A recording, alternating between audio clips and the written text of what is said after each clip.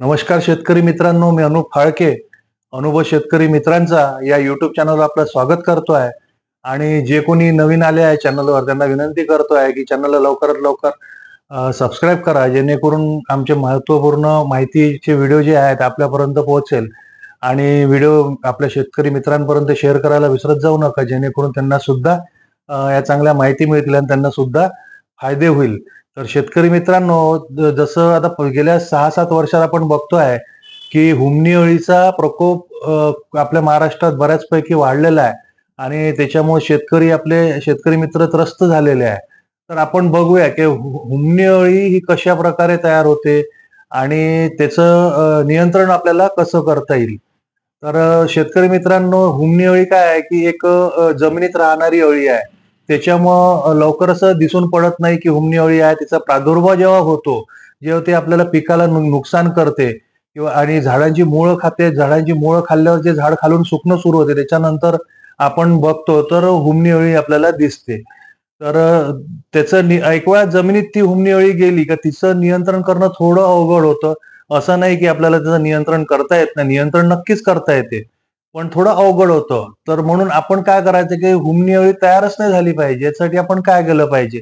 तर मग हुमणी अळी त्याच्यासाठी आपल्याला सगळ्यात महत्त्वाची माहिती म्हणजे ही पाहिजे की हुमणी अळी ही तयार कशी होते? तर ते थोडं आपण थोडक्यात बघूया की जेव्हा हुमणी अळी ही प्रौढ अवस्थेत येते. प्रौढ अवस्थेत आल्यावर ती अंडे घालते. अंडे घातल्यावर जशी मातीत किंवा अर्धवट कुजलेले शेणखत जे असतं तिथे ती अंडे घालते. आणि मूळ कारण पण हेच आहे की हुमणी अळी येण्याचं, की जे आपण अर्धवट कुजलेलं शेणखत जेव्हा टाकतो, तर हुमणी अळीचा प्रादुर्भाव जास्ती होतो. तर जेव्हा प्रौढ अवस्थेत हुमणी अळी येते, तेव्हा ती अंडकोशावर येते. अंडकोशावर आल्यावर ती अंडे जेव्हा घालते, तर त्या अंड्यातून आपल्याला असे भुंगेरे निघतात. एकदम डार्क तपकिरी रंगाचे किंवा ब्राऊन कलरचे म्हणा किंवा कथ्थी रंगाचे डार्क एकदम घट्ट तपकीर रंगाचे भुंगरे त्याच्यातून निर्माण होतात. आणि ते भुंगेरे त्यांचं वास्तव्य करतात तुमच्या शेतातले जे बाबुळीचे झाडं असतात त्याच्यावर किंवा लिंबाचं झाडं असतं त्याच्यावर किंवा बोराचे झाडं असतं याच्यावर वास्तव्य करतात. आणि जेव्हा मग मे महिन्यात ढगाळ वातावरण असते, तेव्हा त्यांचं त्याच्यात ते झाडावर मिलन करतात. जसं मादी भुंगरा आणि अ, नर भुंगरा हे जे त्यांचं मिलन करतात, त्याचं मिलन झाल्यावर जेव्हा पाऊस पडतो, अवकाळी पाऊस जो मे महिन्यात अवकाळी पाऊस येतो, तेव्हा तो मादी भुंगरा काय करतो, जमिनीत अंडे घालते आणि एक मादी जवळपास 50 ते 70 अंडे जमिनीत घालते. त्याच्यानंतर काय होते, अंडे घातल्यावर 9 ते 24 दिवसात ते अंडे फुटतात आणि त्याच्यातून हुमणी अळीची निर्मिती होते. आणि ती मग जेव्हा हुमणी अळीची निर्मिती होते, तर ती हुमणी अळी कुठे राहते, तर मातीत राहते. मग ती जशी तिचे 3 स्टेज असते, एक बाल्यावस्था, मध्यम अवस्था आणि प्रौढ अवस्था. तर त्यावेळेला ती जमिनीत राहते आणि आपले पिकं जे असते, जसं सोयाबीन झालं, ऊस झालं, कपाशी झाली, अद्रक झालं, असे बरेचसे पिकांवर हुमणी अळीचा प्रादुर्भाव होतो. आणि त्याचं कामच हे आहे का मूळ खाणं.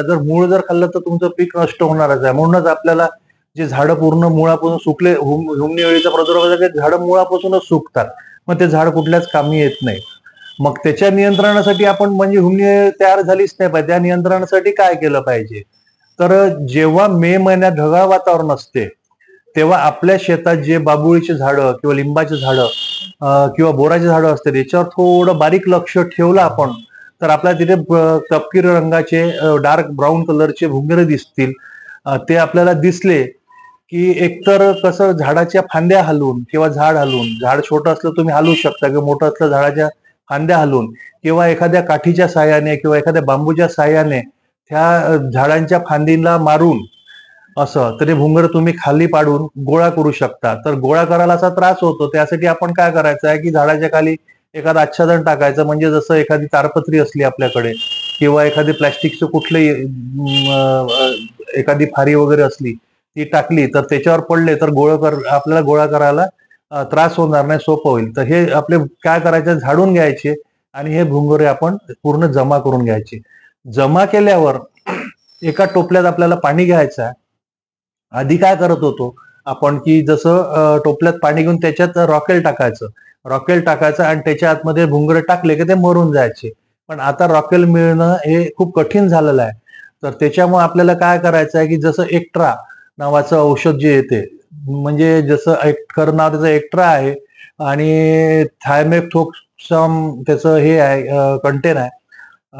तर जसं प्रचलित नाव म्हणजे आपण शेतकरी जास्त पुष्कळशी लोक त्याला एकताराच म्हणतात सरळ सरळ. तुमच्या लक्षात आलं असेल मला कोणतं कंटेंट सांगायचं आहे. तर ते एकताराच म्हणतात सरळ सरळ. एक्ट्रा त्याचं नाव आहे. सिंजेंटा कंपनीचं. तुम्ही कुठल्याही कंपनीचं घेतलं तर चालेल. असं मी कुठल्या कंपनीचं प्रमोशन करत नाहीये. त्याचं पाणी करून त्याच्यात आपल्याला ते भुंगरे टाकायचे आहे, म्हणजे ते भुंगरे मरून जातील. म्हणजे ते भुंगरे जर मेले तर तुमच्या इथे अळीची निर्मिती होणारच नाही. बरं, त्याच्यानंतरही आता कधी कधी काय होतं की लक्ष नाही राहत. आता जशी हुमणी अळी आपल्या जमिनीत आहे, तर मग त्याचं नियंत्रण कसं केलं पाहिजे? तर त्याचं नियंत्रण करण्यासाठी बायोलॉजिकल म्हणजे मेटोरायझियम मेटारायझियम जे येतं ते 1 लिटर घ्यायचं आहे. त्याच्यानंतर बिवेरिया जे येते ते 1 लिटर घ्यायचं आहे. हे दोन्ही 1-1 लिटर घेऊन 200 ते 250 लिटर पाण्यात मिसळून घ्यायचं आहे. 200-250 लिटर पाण्यात मिसळून त्याची आपल्याला ड्रिंचिंग करायची आहे. याच्यामुळे सुद्धा बराचसा नियंत्रण मिळतं आपल्याला. पण 100% नियंत्रण मिळणं कठीण होतं.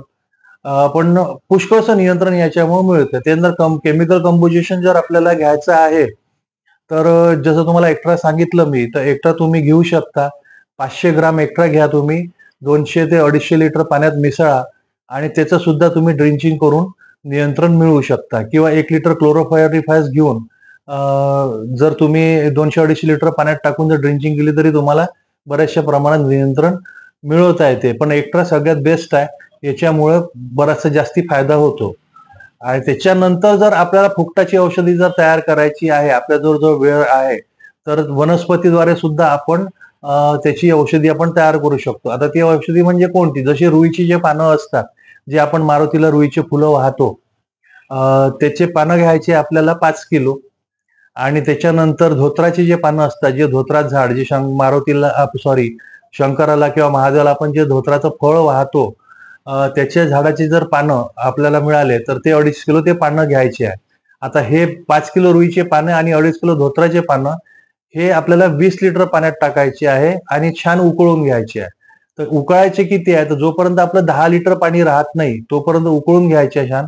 उकळल्यावर पाणी थंड होऊ द्यायचं आहे. गाळून घेऊन 200 ते 250 लिटर पाण्यात मिसळायचं आहे. त्याच्यानंतर त्याची ड्रिंचिंग केली तरी बरचसं नियंत्रण आपल्याला करता येतं. आपल्याजवळही काही अशा माहिती असेल तर आमच्यापर्यंत नक्की पोहोचवा. आम्ही आपल्या माहिती सुद्धा शेतकरी मित्रांपर्यंत पोहोचवण्याचा प्रयत्न करू. आणि ही माहिती आवडली असेल तर व्हिडिओला लाईक करा, चॅनलला सबस्क्राईब करा, शेअर करा इतर मित्रांपर्यंत, जेणेकरून त्यांना सुद्धा या माहितीचा फायदा होईल. धन्यवाद.